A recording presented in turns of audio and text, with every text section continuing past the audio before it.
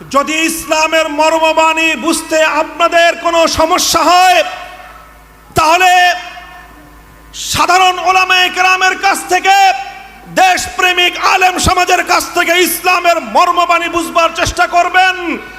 কাশ্মীরের জনতার প্রতি আমাদের কি দায়িত্ব, সেটা যদি আল্লাহর নবীর ভাষায় বুঝতে আপনার সমস্যা থাকে, আমি বলবো আপনি বাংলাদেশের সংবিধান অধ্যয়ন করুন।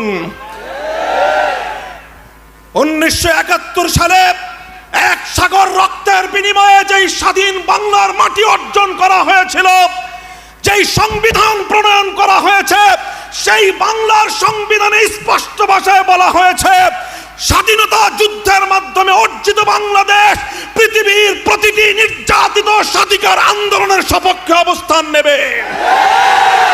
সুতরাং আজ যারা কাশ্মীরের জনতার পক্ষে কথা